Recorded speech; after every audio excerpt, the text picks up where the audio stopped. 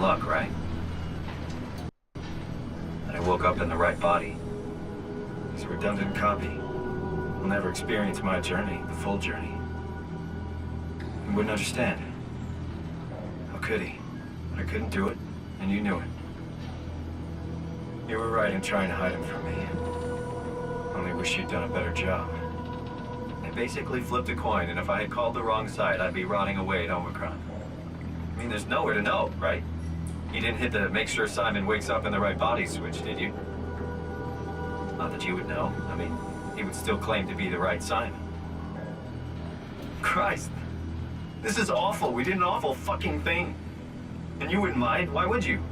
How could you know that it's not me, the me that I am, the same that I've always been? Please say something. I don't want to think. Please. I don't know what to say. I don't want to upset you. Say anything. When I was little, I used to climb the stairs all the way to the top of the building. And I can still feel how I had to, tuck my arms so I could push the heavy steel door open. Well, the first time that I dared go up there, I stepped out onto the roof and watched the smog rise and fall over Taipei. I got all the way up to the corner ledge and, I felt the warm wind in my hair and the sun was setting and the streets below were shadowed by the tall buildings. The people pushing through the crowd flowed like paint from an artist's brush. Street food vendors filled the air with aromas of all my favorite foods. For a brief moment, I felt connected to the world in a way that I never had before. It was the most profound feeling of comfort and sense of belonging I could ever hope for.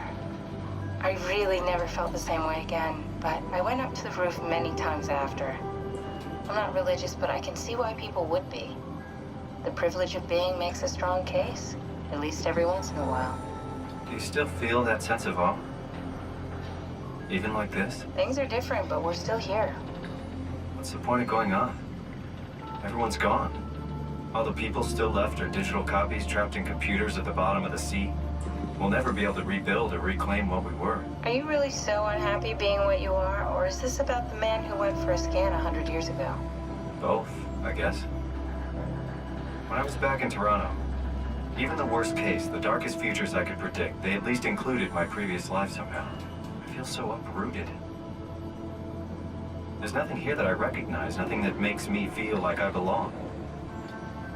Even if we make it to the Ark, would it be any different? I'd still be alone. No friends. No family. You could make new friends. I'm sure everyone would like to know the time traveler. If not, you still have...